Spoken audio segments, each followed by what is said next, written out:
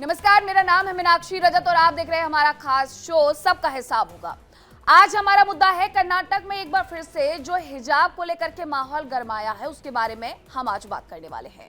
दरअसल हावेरी के सीजे बेल्लर सरकारी फर्स्ट ग्रेड कॉलेज में तनाव उस वक्त बढ़ जाता है जब एक हिंदू छात्र भगवा शॉल डाल करके क्लास में पहुंच जाते हैं। ये विरोध इसलिए होता है क्योंकि मुस्लिम छात्राओं के हिजाब पहनकर आने के खिलाफ बताना था उन्हें, दर्शाना था उन्हें।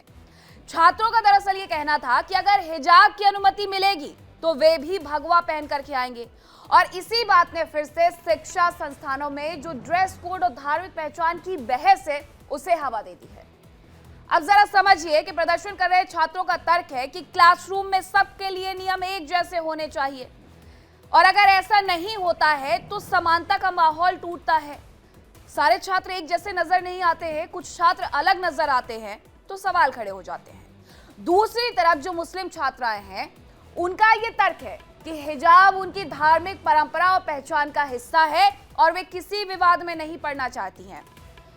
उन लड़कियों का कहना है कि सिर्फ पढ़ाई के अधिकार में हम विश्वास रखती हैं, लेकिन जो हमारी धार्मिक पहचान है हम उसे त्यागना नहीं चाहते।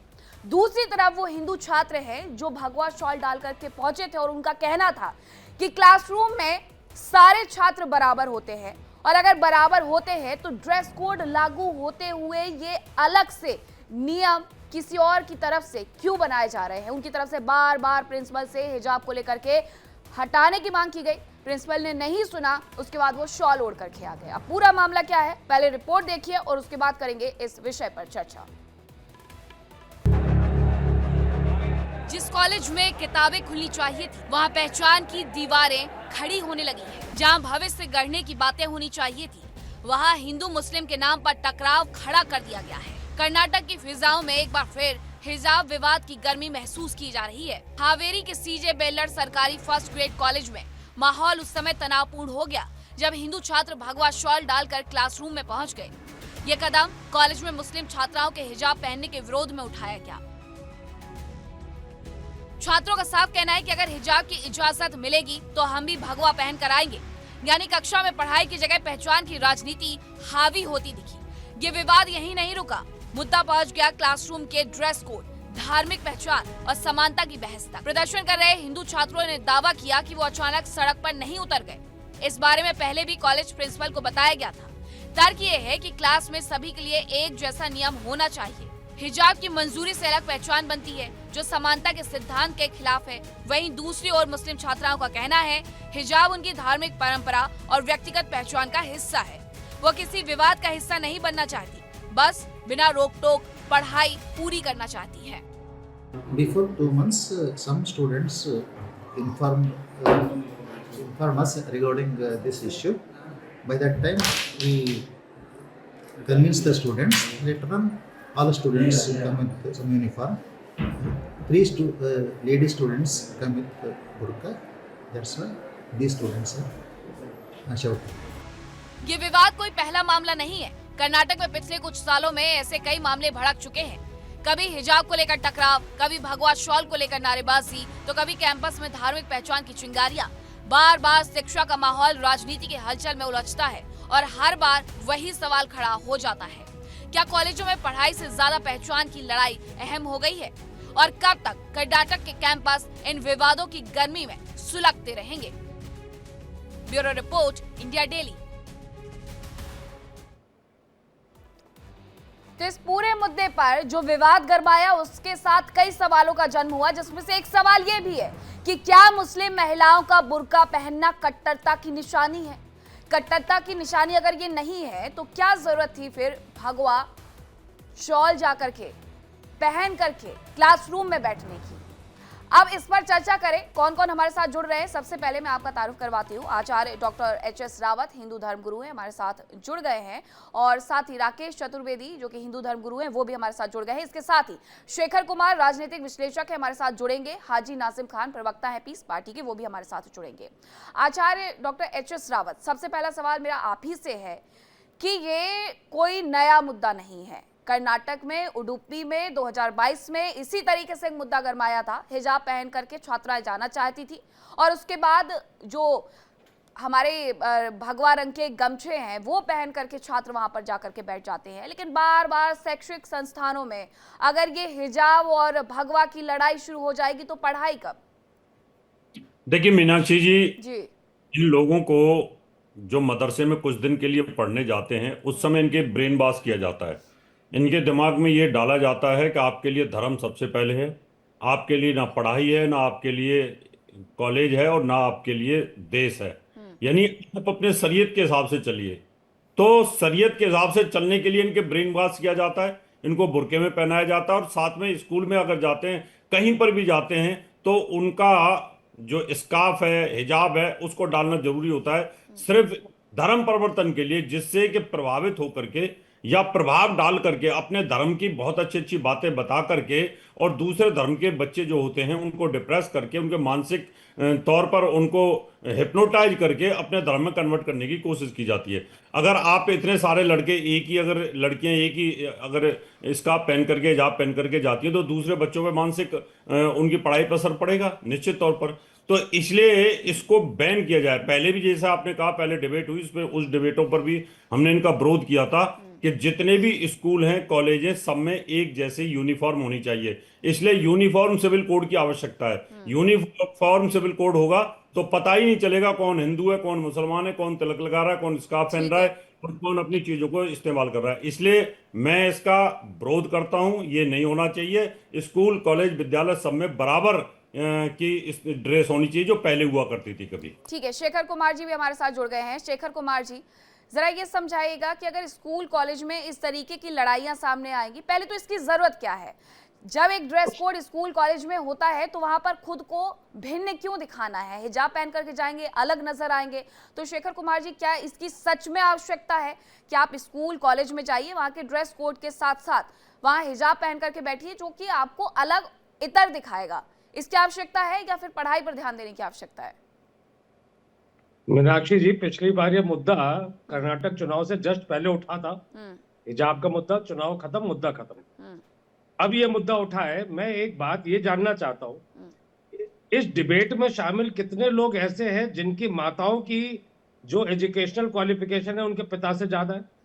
आज अगर मुस्लिम महिलाओं को एजुकेशन के लिए बुर्के के सहारे अगर घर से इजाजत मिल रही है आने के लिए, तो मेरे हिसाब से प्रमोट करना चाहिए किसी को भी। अगर कोई भी अपना, यहाँ पर जो हमारा आपका तबका शिक्षित वर्ग एक अलग है, ठीक है, अधिकतर अगर आप निचले वर्ग में जाएंगे, वहां महिलाओं को इसलिए नहीं भेजते कि ये कपड़े ऐसे पहन के जाएंगी, लड़के देखेंगे, वो देखेगा, ये देखेगा। तो जो कम पढ़ा लिखा समाज है, महिलाओं को आगे नहीं भेजता।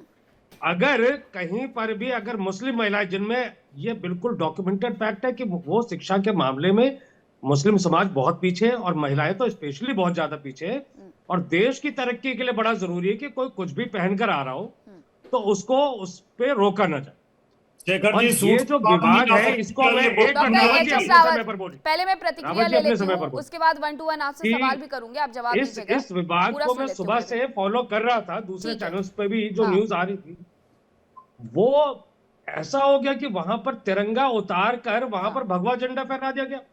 ये कौन से बेवकूफ लोग हैं? और ये धार्मिक पोशाक के नाम पर जो विरोध कर रहे हैं, इन बेवकूफों से कोई ये पूछे कि तुम कौन से धर्म के, वो अंग्रेजी शर्ट पैंट पहन के, ये क्या हिंदू धर्म की पोशाक है? अंग्रेजी शर्ट पैंट पहनकर फिर कहते हैं जी हम बुर्के का विरोध करेंगे। नहीं, अरे आप कुछ नहीं कर रहे, नौटंकी कर रहे हैं। शेखर कुमार जी, इन नौटंकी बाजों से देश को बचना चाहिए, और सरकारों को इस बात का ध्यान रखना चाहिए कि कोई भी महिला साक्षरता की हमारे देश में बहुत जरूरत है। आज महिला इस देश की राष्ट्रपति है, इस देश की जो सबसे स्ट्रांग वुमेन एक प्रधानमंत्री रही, इंदिरा गांधी। तो आज इस देश में अगर महिलाओं को अगर आगे किसी भी प्रकार से बढ़ रही है, तो हर प्रकार की सरकार को, हर प्रकार के समाज को सपोर्ट करना। ठीक है, मैं समझ गई, हमारे दर्शक भी समझ गए। शेखर कुमार जी, राजनीतिक विश्लेषक के तौर पर मैं आपकी काफी इज्जत करती हूं, लेकिन मैं आपको एक बात समझा देती हूं सर। देखिए, आपने जो बात कही कि पैंट शर्ट पहन करके जाते हैं, स्कूल का ड्रेस कोड है वो। किसी स्कूल में वो ड्रेस कोड लड़कियों के लिए टॉप स्कर्ट हो सकता है, शर्ट स्कर्ट हो सकता है, वही ड्रेस कोड किसी स्कूल में कुर्ता पैजामा हो सकता है। तो ये तो ड्रेस कोड है, उन बच्चों के द्वारा वो ड्रेस कोड फॉलो किया जा रहा है। रही हिजाब की बात, तो हिजाब आपके चेहरे को दिखाता है, आपके सर को कवर करने की पूरी इजाजत देता है। और शेखर कुमार जी, मैं स्कूल में पढ़ी हूँ, मैं कॉलेज में पढ़ी हूँ, बहुत वक्त नहीं हुआ है मुझे कॉलेज स्कूल से निकले हुए, लेकिन मेरे साथ पढ़ने वाली जो लड़कियां थी, जो बच्चियां थी, जो लड़के थे, उनके बीच में कभी इस तरीके से मैंने मतभेद नहीं देखा। मेरी फ्रेंड थी, मेरे साथ बगल में ही बैठती थी, मैंने कभी उसे हिजाब के लिए बात करते नहीं देखा, हिजाब पहनकर आते हुए नहीं देखा। लेकिन ये अचानक से अगर कुछ परिवर्तन हुआ है तो वो भी समझना होगा। अब हाजी नाजिम खान जी, जरा ये बताइए कि अगर पढ़ाई के आड़े हिजाब आता है तो हिजाब चाहिए या पढ़ाई चाहिए, ये तय करने वाले तो बच्चियों के माता पिता हैं ना। तो बच्चियों के माता पिता क्या उन्हें आगे नहीं बढ़ने देंगे? जैसा शेखर कुमार जी कह रहे थे कि एक तबका है जो कम पढ़ा लिखा है, वो बच्चियों को आगे नहीं बढ़ने देगा, हिजाब के साथ उन्हें इजाजत मिलती है। तो थोड़ी जागरूकता तो इस समाज को भी चाहिए फिर। हाँ मीनाक्षी जी, मेरी आवाज आप तक आ रही है? जी।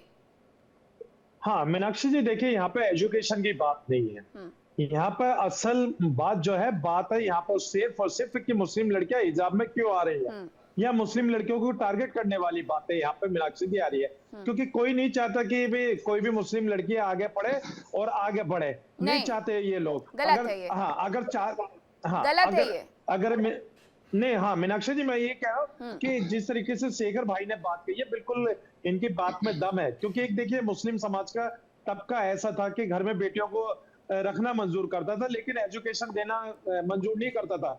लेकिन धीरे धीरे तरीके से जैसे प्रोग्रेस आता जा रहा है, उसी तरीके से मुस्लिम समाज अपनी बेटियों को स्कूलों में एडमिशन कराते हैं, और ताकि उनको तालीम मिल सके।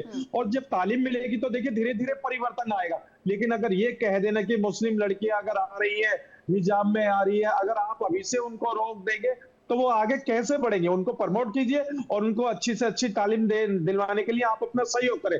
लेकिन यहाँ पर आपको पता है, एक मुस्कान लड़की थी, जब वो बुरखे में आई थी तो किस तरीके से यहाँ पे माहौल बनाने की कोशिश करी गई थी, और यहाँ पे धार्मिक नारे भी लगाए गए थे कि आप स्कूलों में, कॉलेजों में क्या सिर्फ एक ही चीज रह गई है कि जहां मुस्लिम लड़की हो या लड़का हो उसको हिट करा जाए, और यहाँ पर इस तरीके की जो तालीम है उस तालीम को वो वंचित करा जाए। ऐसा नहीं होना चाहिए मीनाक्षी ने, क्योंकि देश सभी का है, संविधान के अकॉर्डिंग सब लोग चलते हैं। अब यही तो बात है हाजी नाजिम खान जी, जब आप बात संविधान की करते हैं तो संविधान में देखिए आपके जो मौलिक अधिकार हैं, जो आपके धार्मिक अधिकार हैं, वो अलग हो जाते हैं। लेकिन स्कूल में आकर के जो स्कूल के नियम कायदे हैं, कॉलेज के नियम कायदे हैं, वो अलग हो जाते हैं। तो ये जो टकराव है, आपको याद होगा, अगर आप मुस्कान का जिक्र कर रहे हैं तो उडुपी में जब ये सब कुछ हुआ था, उसके बाद कर्नाटक हाई कोर्ट की तरफ से क्या कहा गया, सुप्रीम कोर्ट की तरफ से क्या कहा गया, और अभी भी सुप्रीम कोर्ट में ये फैसला जो है पेंडिंग पड़ा हुआ है। आचार्य राकेश चतुर्वेदी, मैंने शुरुआत इसी सवाल से की थी और मैं इसी सवाल को फिर से एक बार पुनः पूछ लेती हूं कि अगर एक लड़की आती है हिजाब पहन करके, एक लड़की आती है स्कूल की ड्रेस पहन करके, तो क्या स्कूल के भीतर ये असमानता नहीं है, या समानता दिखाना जरूरी है कि भाई मैं हिंदू धर्म को प्रेजेंट कर रही हूं, मैं मुस्लिम धर्म को रिप्रेजेंट कर रही हूं, तो ये अपने अपने धर्म को रिप्रेजेंट करने के लिए वहां नहीं जा रहे, वो अपनी पढ़ाई को वहां पढ़ने के लिए जा रहे हैं ताकि वो आगे बढ़ सके। मीनाक्षी जी, सर्वप्रथम तो आपको वंदन है मेरा, और आदरणीय एस रावत जी को भी मेरा प्रणाम है, और सभी पैनलिस्टों को भी नमस्कार है। मैं पहले तो आदरणीय शेखर जी को और जो है मुस्लिम जो प्रवक्ता साहब बैठे हुए हैं, दोनों लोगों को मैं बताना चाहता हूं कि शायद आप लोग विद्यालय में पढ़े होंगे तो सॉक्स भी, जुराब भी अगर किसी रंग की, गलत रंग की निकल जाती थी तो सजा दी जाती थी। अब दूसरी बात, जब हमें आगे बढ़ना होता है, जब हमें जो है, मैं कई मुस्लिम राष्ट्रों का उदाहरण दे दूंगा, हाजी नाजिम साहब को, और आदरणीय शेखर जी तो बहुत अच्छे विद्वान हैं, वो तो उनको पता भी होगा, जिस राष्ट्र ने इस बुरके वाली, इस हिजाब वाली कट्टर नीति से छुटकारा पाया, वह आज आगे बढ़े हुए हैं। दूसरी चीज मीनाक्षी जी, इन दोनों लोगों को मैं याद दिलाना चाहता हूं कि इसी 2025 के वर्ष में कर्नाटक में एक परीक्षा के दौरान जो है जनेऊ और रक्षा सूत्र तक उतारवा दिया गया।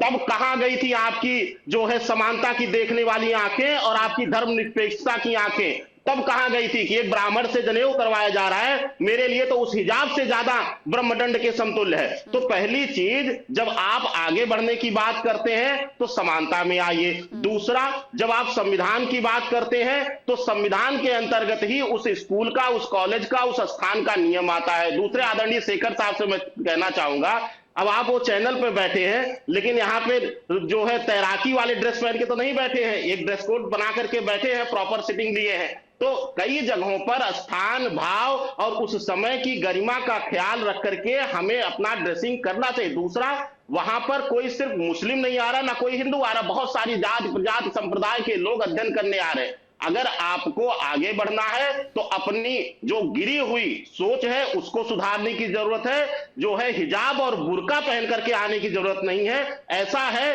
तो हमें लगता है ऐसी सोच के लोग जो है वह जो है हिजाब पहन करके चैनलों पर बैठ करके इसका जो है गुणगान करना शुरू करें, ज्यादा बेहतर है। ठीक है, शेखर कुमार जी हंस रहे थे, कुछ कह रहे हैं शेखर कुमार जी आप?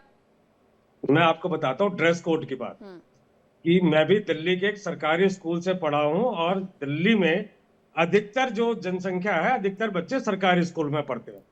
हमारे साथ कई बच्चे उस टाइम चप्पलों में आ जाते थे, कई नंगे पैर आ जाते थे, और स्कूल इसलिए नहीं निकालता था कि वो चप्पल में आए, क्योंकि उनको पता था शायद उनके पास चप्पल खरीदने के लिए नहीं है। ठीक है। स्कूल की पैंट नीली होती थी, लोग ग्रे पैंट पहन के आते थे, और जब मास्टर जी पूछते थे क्यों आए हो ग्रे पैंट पहन के, तुमको बताया गया था नीली पैंट, वो बताते थे मास्टर जी एक ही पैंट है। मास्टर जी कहते हैं कोई बात नहीं, क्लास में बैठो। आज जहां प्राइवेट स्कूलों में लड़कियों के लिए स्कर्ट होती है, दिल्ली के सरकारी स्कूल में अभी भी सलवार सूट होता है, क्योंकि जिन परिवारों से वो आ रही है वहां शायद माँ बाप उस टीन एज गर्ल्स के लिए स्कर्ट में कंफर्टेबल नहीं है। तो सरकार ने वहां पॉलिसी चेंज करी है कि महिलाओं तक शिक्षा जाए, उन लड़कियों तक शिक्षा जाए।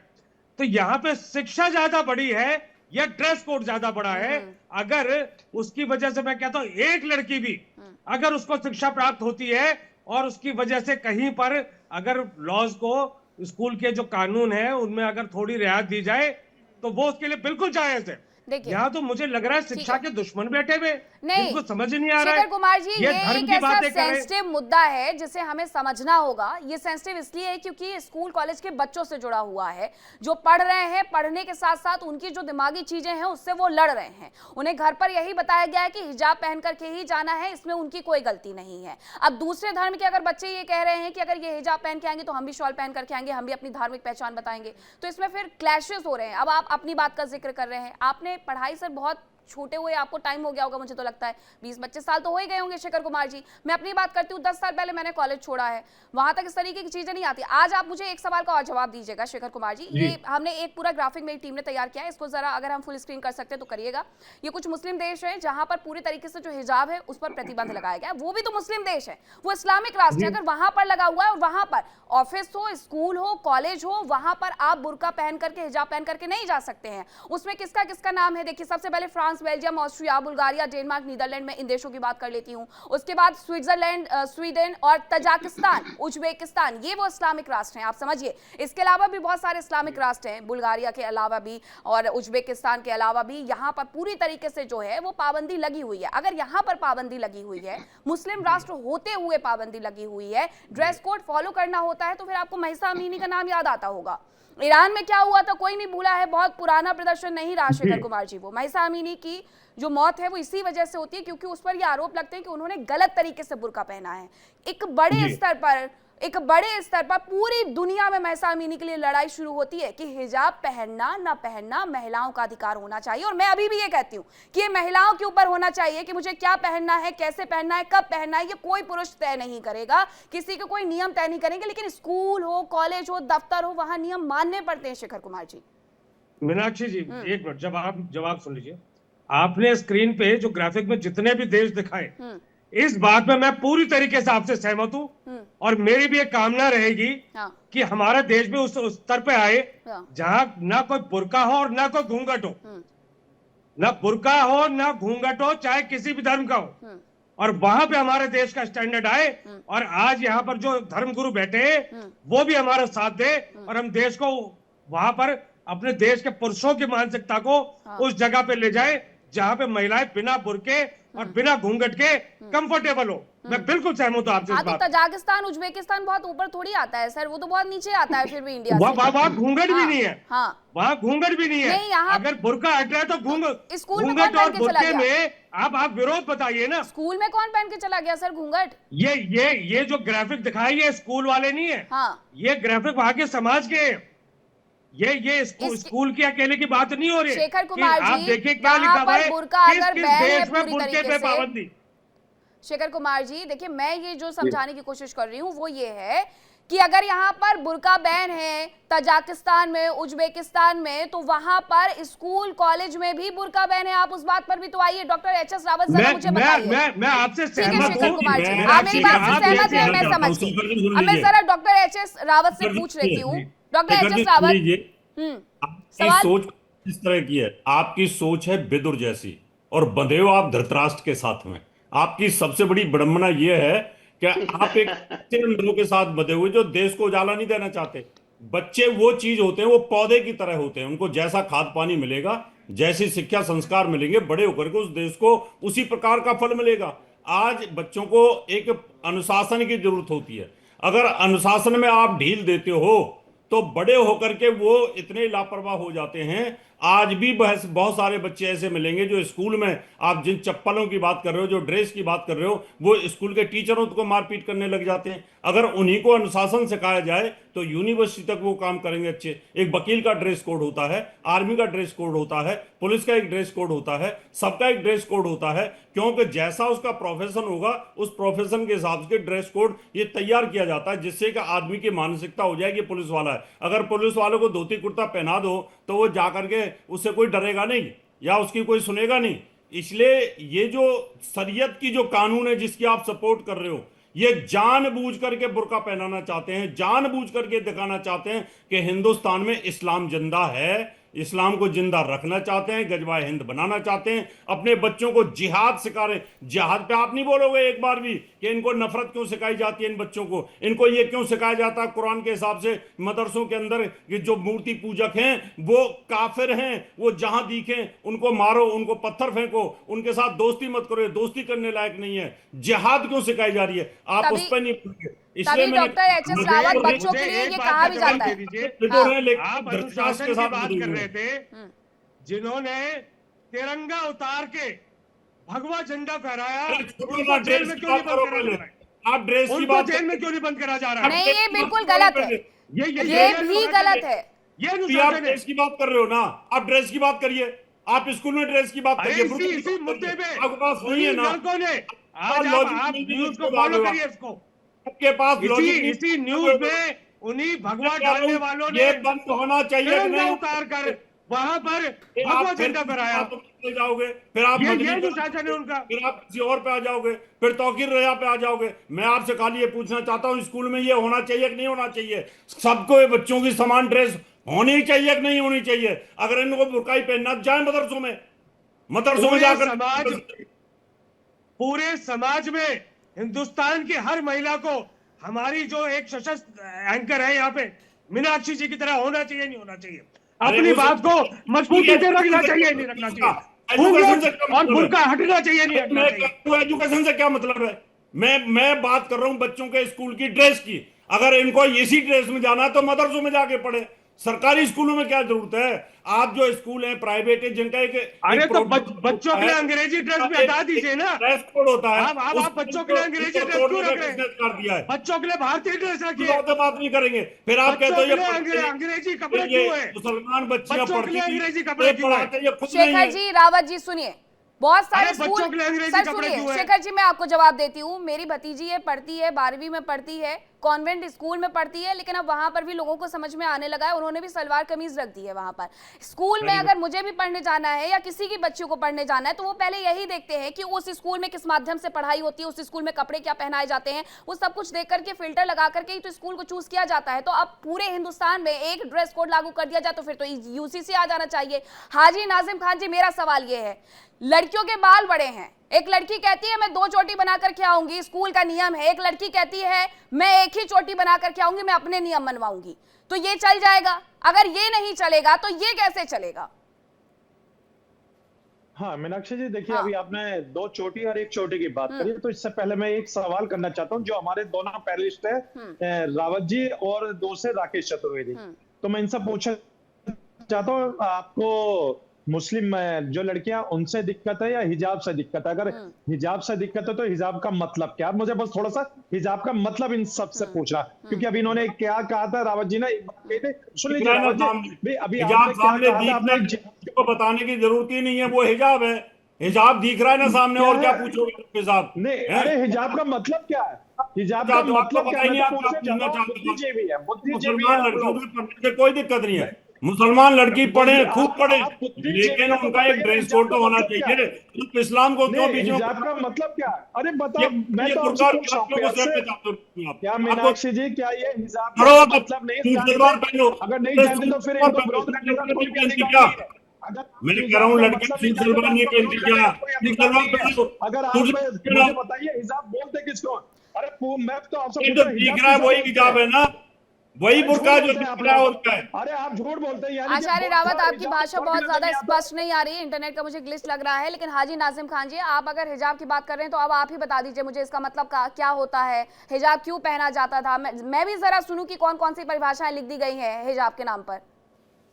हाँ, देखिए अभी मैंने एक हिजाब का मायना पूछा तो मुझे लगता है कि शायद इनको नहीं पता। हिजाब का मतलब होता है पर्दा, पर्दा। अपने शरीर को ढकना। हाँ, ठीक है। शरीर को ढकना।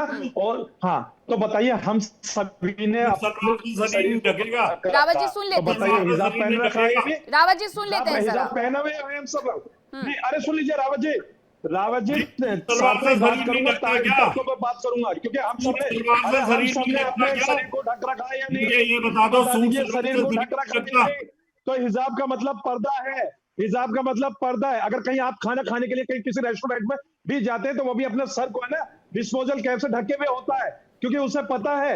तो मैं आपको वही चीज बता वो रहा हूं, तो पहले इसलिए असल ढकता में है कि आप बाल ना गिर जाए हिजाब खाने का में। मतलब वो समझ तो इसलिए लीजिए। ढकता है बाल ना हिजाब का गिर मतलब तो जाए, आप लोगों को पता नहीं है। खाना अगर बेकार हो पढ़ लिख के जाएगा, अगर बैठे तो तो शायद मुझे इसलिए लगता ढकता है है। कि देश तो का गंदगी भला तो होगा। फैले, और रही बात, रही ये बात, तो देखिए इसलिए ढकता मुस्लिम है वो लड़कियां देखिए मुसलमान है, हिजाब तो इसलिए हिजाब में ढकता भी है क्या वो जाएंगी और मुसलमान है? इंशाल्लाह वो तो तालीम इसलिए भी ढकता है, हासिल वो बाल करेंगी। खुजा रहा है इस तरीके से, कहीं बात देखिए, में यानी कि अब जो यहाँ उनकी पे बातें कर रहे हाजी हो। नाजिम जी, आप मेरी चतुर्वेदी बात जो का बैठे जरा हैं, जवाब दीजिएगा।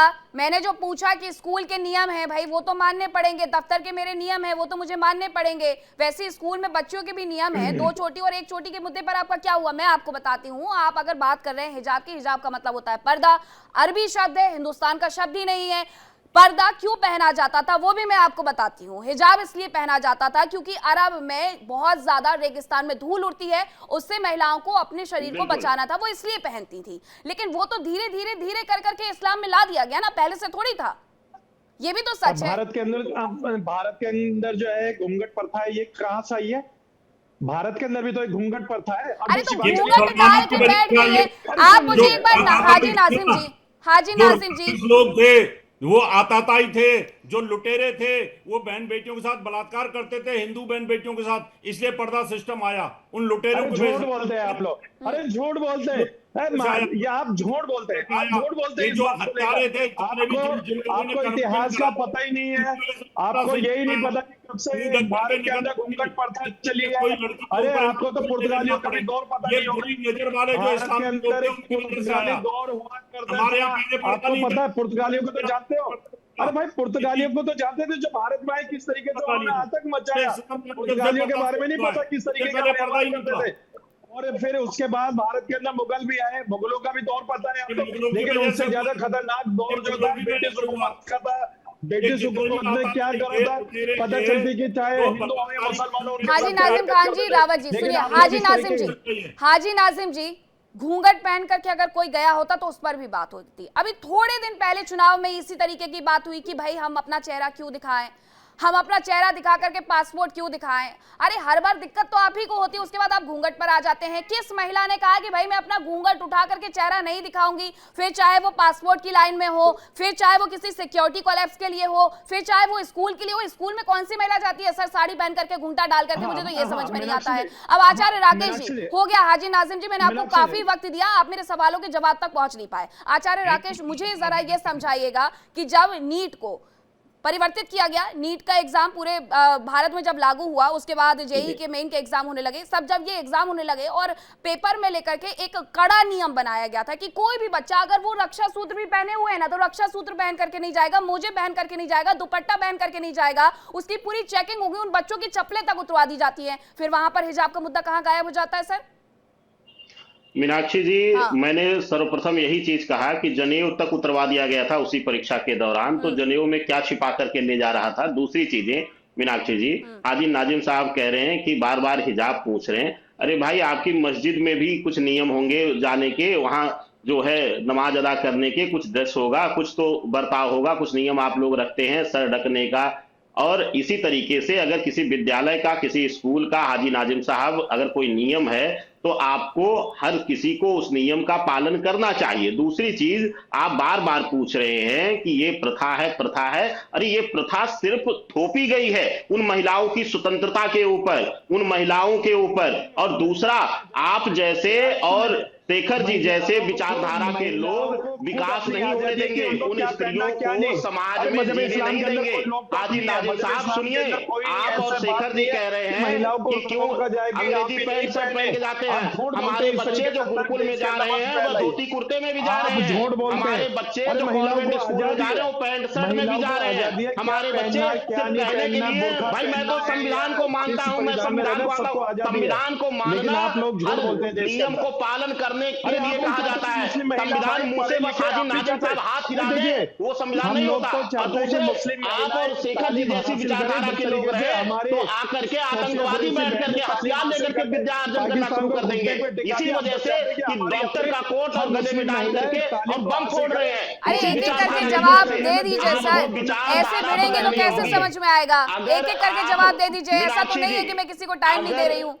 मीनाक्षी जी, हाँ। अगर शेखर जी और हाजी नाजिम साहब कह रहे हैं कि समाज में परिवर्तन आना चाहिए तो सबसे पहले इनके जैसी सोच में परिवर्तन लाना होगा कि नियम अपनी जगह है, नियम जो है सभी के लिए सर्वमान्य है। आप ऑफिस में जाएंगे तो आप जो है नंगे नहीं चले जाएंगे, आपको एक ड्रेस है, पैंट शर्ट है, सूट है, वो पहन के जाना होगा। आप मंदिर में जाएंगे तो आप तैराकी का ड्रेस पहन के नहीं जाएंगे, आप मस्जिद में जाएंगे तो स्विमिंग ड्रेस पहन के नहीं जाएंगे। तो उसी प्रकार से विद्यालय में हर किसी के लिए वहां नियम है। और अगर बुर्के को आप मान्य कर रहे हैं तो हो सकता है उन परिवार वाले भी कह रहे हो कि भाई तुम जाओ जो है अपना धर्म लेकर के, टीका लगा के, गले में माला डाल करके, तब तो विद्रोह होगा ही, तब तो विद्यालय विद्यालय नहीं रह जाएगा।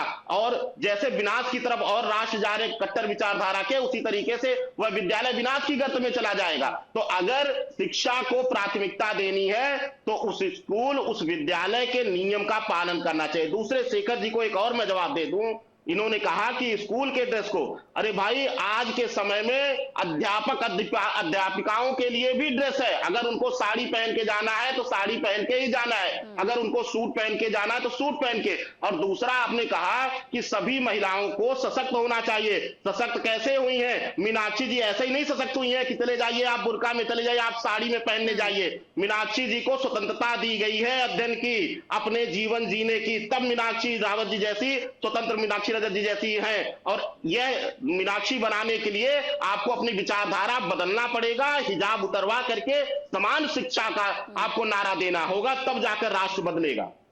ठीक है शेखर कुमार जी, अब मेरा सवाल यही है कि जब किसी भी तरीके के कोई एग्जाम होते हैं उसमें तमाम चीजें उतरवाई जाती है, कई बार हम इस तरीके की खबरें भी पढ़ते हैं, इसमें कोई दौराय नहीं है कहने में कि अगर किसी का जनेऊ उतरवाया गया तो उस बात पर भी हंगामा होता है, किसी का हिजाब उतरवाया गया तो उस बात पर भी हंगामा होता है। अब आपको याद होगा मैंने एक बात का जिक्र किया था अपनी एक डिबेट के दौरान, क्योंकि बिहार में एक मुद्दा बड़ा गरमाया था चुनावों के वक्त में कि वहां जब ये कहा गया कि नहीं आप घूंघट उठा करके देखिए, आप जो हिजाब है वो उठा करके देखिए, बुर्का उठा करके देखिए कि जो महिलाएं वोट डालने के लिए आ रही है वही महिला है या नहीं।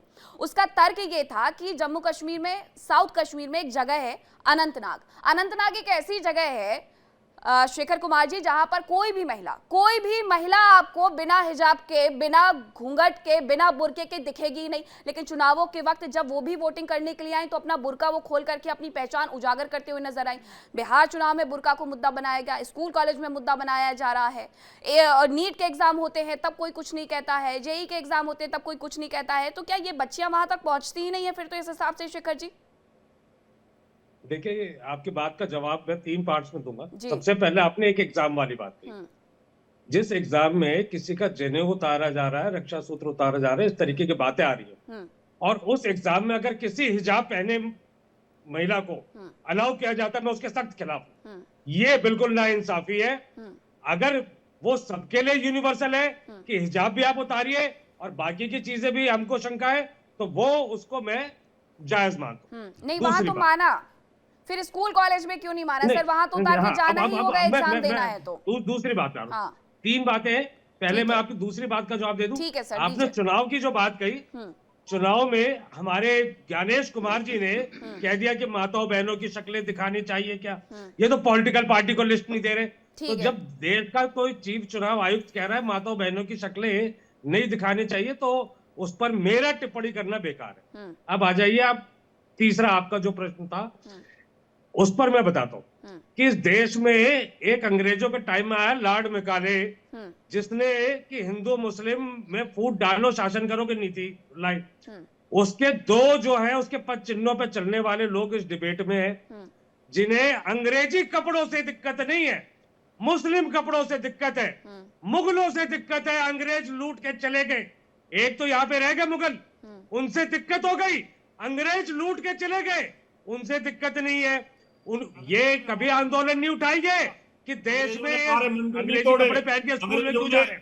एक मिनट रावत जी, अपने टाइम पर बोलिए, मेरे टाइम पे मत बोलिए। एक मिनट चुप हो जाइए, अपने टाइम पर बोलिए, बीच में बोलने की जरूरत नहीं है।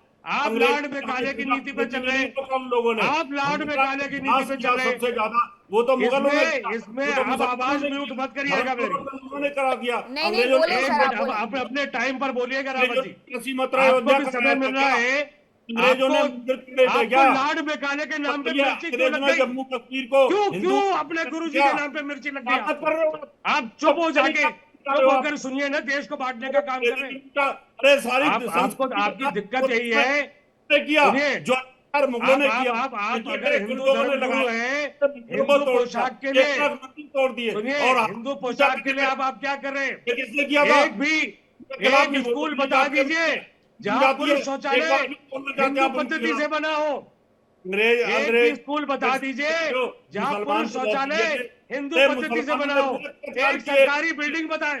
अरे आप एक बेसिक चीज तो धर्म के हिसाब से करवा नहीं पा रहे। किस प्रकार से आपको पता अपने है? समय पर बोलिए। शेखर कुमार जी, बीच में शोर मचाना, टिप्पणी आचार्य रावत, आप लोग आचार्य रावत, जरा रुकिए। आप लोग सिर्फ शोर मचाने आचार्य वाले रावत, लोग। जरा रुकिए, अरे मैं धर्म आपसे के सवाल नाम ले पे आप लूंगी, सब देश को लेकिन बांट रहे हैं। शेखर कुमार जी, मेरा सवाल आपसे ये है कि आप बांटने वाली बात कर रहे हैं, तो ये हिंदू मुस्लिम संस्कृति कहाँ से आ गई? मुझे तो ये समझ में नहीं आया। हिजाब पहन करके कोई आया, कहे आप किसी और के बारे में रहे हैं।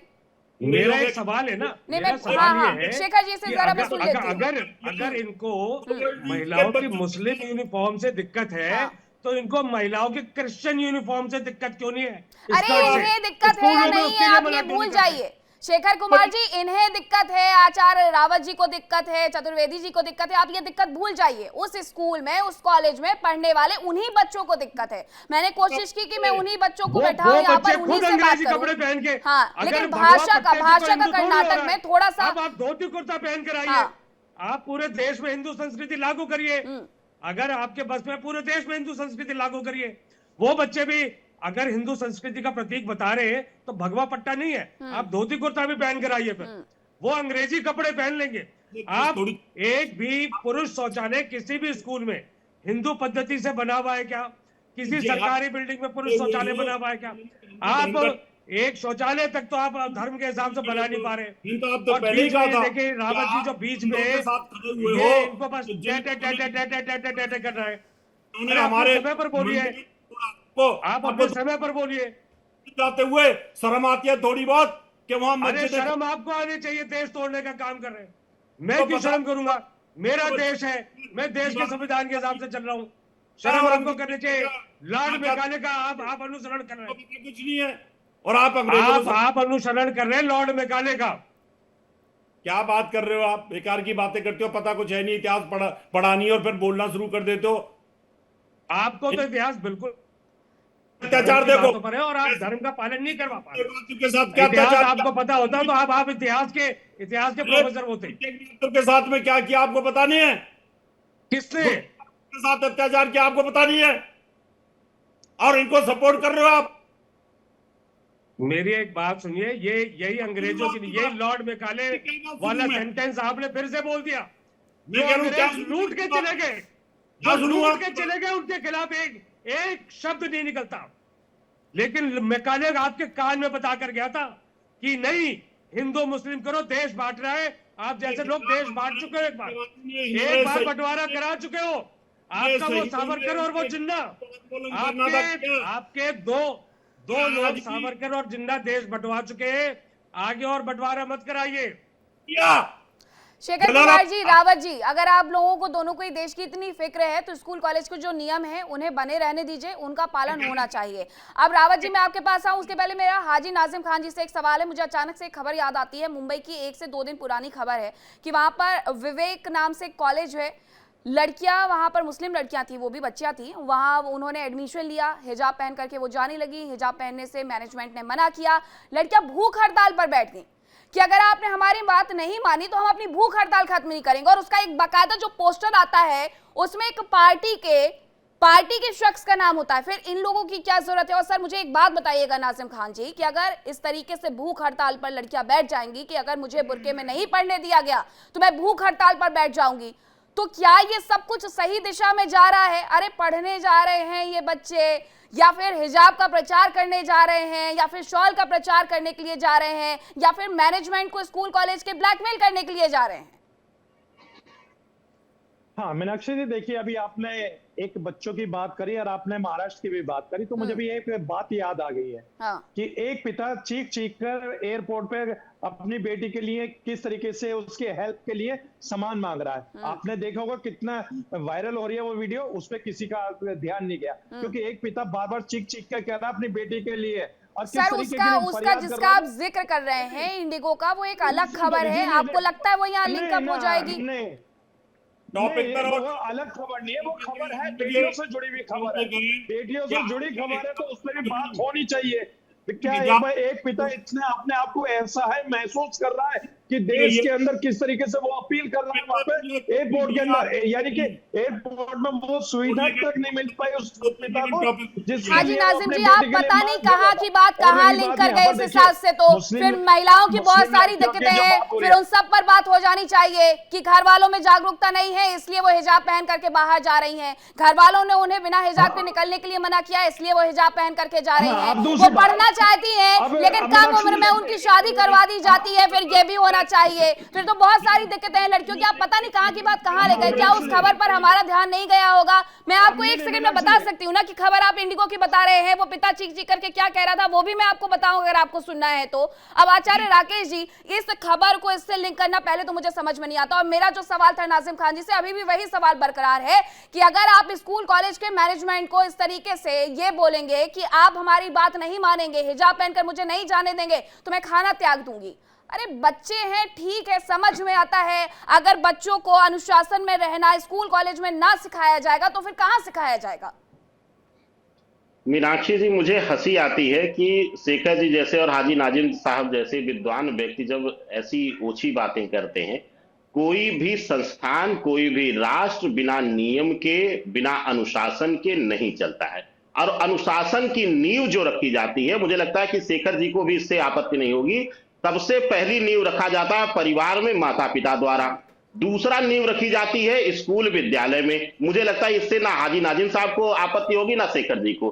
तो पहली चीज, अगर उस विद्वता की नींव रखी जा रही है तो उसके नींव को पालन करना हम सभी की जिम्मेदारी। दूसरी चीज, शेखर जी आप बहुत बार बार चीख करके कहते कि इंग्लिश ड्रेस। अरे भाई, आप टॉयलेट की बातें करते हैं, हमारा धर्म टॉयलेट तक नहीं है, हमारा धर्म तो बहुत ऊपर तक है, वहां तो आप पहुंच नहीं पाएंगे, ऐसी सोच रख करके।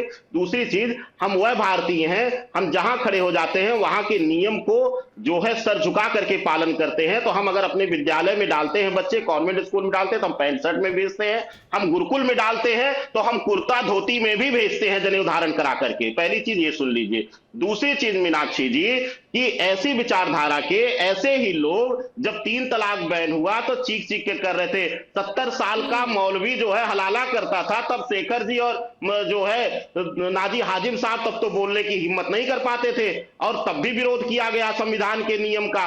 तो ऐसी अवस्था में मेरा ये मानना है कि हर किसी को, यहां जितने भी लोग हैं, सबको सर्वप्रथम तो जो भी संस्थान है उसके नियम का पालन होना चाहिए। उसके लिए कोई भूख हड़ताल नहीं होनी, चाहे कोई भगवा वस्त्र धारण करके जा रहा हो, चाहे वह बुर्का धारण करके जा रहा हो, दोनों के लिए नियम बराबर है।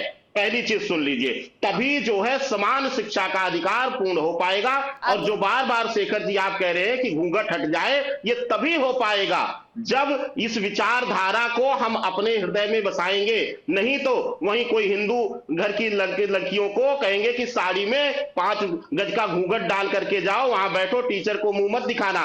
तब मुझे लगता है कि आपको तब बड़ा दिक्कत होगी। तो ऐसी अवस्था में हर जगह पर जो भी संस्थान है उसके नियम सर्वोपरि हैं, और वहां अनुशासित होकर के ही हम जो है, जैसा आपने कहा कि महिला राष्ट्रपति हैं, तभी हम आदरणीय द्रौपदी मुर्मू बन सकते हैं, तभी हम एपीजे अब्दुल कलाम बन सकते हैं। और अगर हम अनुशासित नहीं होंगे अपने जीवन में, तो हम दिल्ली जैसा बम कांड करेंगे। डॉक्टर जैसे पवित्र पेशे में रह करके भी शेखर जी, यह जरूरी हो जाता है, पहले अपनी विचारधारा बदलिए, उसके बाद बात करिए। और अंग्रेजों ने लूटा कि मुगलों ने लूटा, इससे बाद में चर्चा करेंगे। आचार्य राकेश चतुर्वेदी की बात का जवाब भी देना चाह रहे हैं। और शेखर कुमार जी, आपसे मेरा एक सवाल भी है कि जब स्कूल कॉलेज में कोई भी बच्चा पढ़ने के लिए जाता है तो उसे एक ब्रोशर दिया जाता है जिस पर लिखा होता है कि आपके स्कूल की ड्रेस आपको मंडे टू फ्राइडे ये पहननी है, सोमवार शुक्रवार शनिवार को ये पहननी है। उसमें पूरा कलर सब कुछ लिखा होता है, उसमें कहीं ये नहीं लिखा रहता कि आप शॉल पहन करके आएंगे या हिजाब पहन करके आएंगे। और क्या ये सच में लागू होता है कि हिजाब पहन करके जो बच्चियां नहीं जाएंगी वो आगे नहीं बढ़ पाएंगी? क्या महिलाओं की या पुरुषों की अब ड्रेस से ये तय होगा कि कौन कितना सफल हो पाएगा? मीनाक्षी जी, हाँ, हर स्कूल में, हर प्राइवेट स्कूल में एक फीस होती है, सबके लिए बराबर होती है, सारे स्टूडेंट्स के लिए। ठीक है। उसी स्कूल में एक अलग क्लास भी होता है ईडब्ल्यूएस का, जिनके लिए फीस होती है कम। ठीक। क्यों होती है वो क्लासिफिकेशन? क्यों है कि शिक्षा वहां तक भी पहुंचे, अच्छी गुणवत्ता वाली शिक्षा। समझ लेती हूँ मैं जरा। जो बात राकेश जी बात कह रहे थे, हाँ।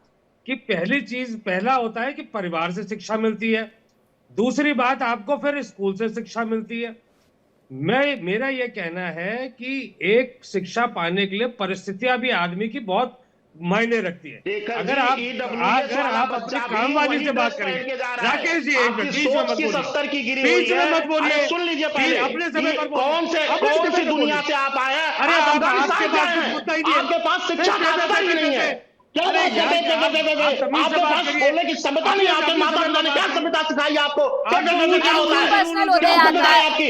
ईडब्ल्यूएस का बच्चा भी शेखर जैसा बदतमीज नहीं होता है, वो प्रॉपर ड्रेस पहन के आता है, प्रॉपर उसी ड्रेस में आएगा। आओ शेखर, आओ, मैं आपको दिखाता हूँ, ईडब्ल्यूएस का बच्चा भी उसी ड्रेस में आता है। आचार्य राकेश चतुर्वेदी जी, उनकी पूरी बात अगर आप भी समझेंगे, शेखर कुमार जी अपनी पूरी बात रखेंगे के लिए लाइन में खड़े हो जाएंगे, आचार्य चतुर्वेदी जी ड्रेस पहनने के लिए नहीं आएंगे। आचार्य सुनिए, अगर वो अपनी पूरी बात रख लेंगे, आप और मैं समझ लेंगे। जी, ईडब्ल्यूएस वाला बच्चा भी ठीक वही है, ड्रेस पहन के बिल्कुल आता सही बात है, स्कूल का लेकिन प्रॉपर शेखर ड्रेस कुमार पहन के जी, आता है। शेखर कुमार जैसे लोगों को पता होना चाहिए। समझ गई मैं आचार्य, अब उनको जरा बोलने दीजिए। शेखर कुमार जी प्लीज आप अपनी बात 30 सेकंड में खत्म करिएगा, मैं और भी मेहमानों का रुख कर लूं, मेरे पास वक्त अब कम बचा है। जी, हाँ। इनको बिना बात पता नहीं इनका बीपी क्यों हाई है। कोई बात नहीं आचार्य राकेश चतुर्वेदी, थोड़ा शांत रहिएगा, मेरे को जरा समझना है, मुझे भी जरा समझना है कि शेखर कुमार जी ईडब्ल्यूएस से कैसे लिंक कर रहे हैं। जैसे अभी इंडिगो की एक खबर से हाजी नाजिम खान जी लिंक अप कर रहे थे, अब बताइए सर। यहाँ किसी भी स्कूल से ज्यादा बड़ा हमारा देश है। इस देश का एक सबसे बड़ा सत्य यह है कि मुस्लिम समाज और महिलाएं, अगर हम अपने काम वालियों से बात करेंगे तो उनके बच्चों को भेजने में, स्कूल भेजने में उनको बहुत ज्यादा रिजर्वेशन है कि 10वीं के बाद अधिकतर ये ड्रॉप आउट हो जाते हैं। तो वहां पर अगर मुझे लगता है कि हर परिवार के व्यक्ति को सामने आकर के बच्चों को पढ़ाना चाहिए, किसी भी महिला की, किसी भी पुरुष की। शेखर कुमार जी, वक्त की पाबंदी है, बहुत माफी चाहूंगी। आप सभी का बहुत धन्यवाद, आप लोग मेरे साथ जुड़े, इस चर्चा का हिस्सा बने। लेकिन सच यही है कि किसी भी महिला या पुरुष की जो ड्रेस है वो ये तय नहीं करती है कि सफलता किसे कितनी मिलेगी। सोनिया गांधी से लेकर के इंदिरा गांधी तक की अगर मैं बात करूं तो साड़ी में पहन करके हमेशा वो पब्लिक में नजर आती हैं और आगे भी बढ़ी हैं। अगर मैं बात प्रतिभा पाटिल की करूं तो साड़ी पहन करके राष्ट्रपति बन गई। द्रौपदी मुर्मू अभी भी साड़ी पहनती हैं और राष्ट्रपति हैं। अगर किसी को बुर्के से, हिजाब से दिक्कत है तो पहले उसे अपने बच्चों को ये समझाना होगा कि स्कूल का, कॉलेज का, दफ्तर का एक नियम होता है, उसके हिसाब से ये ड्रेस होता है। और अभी ये पूरा मुद्दा सुप्रीम कोर्ट में भी पेंडिंग है, वहां पर भी सुनवाई होनी बाकी है।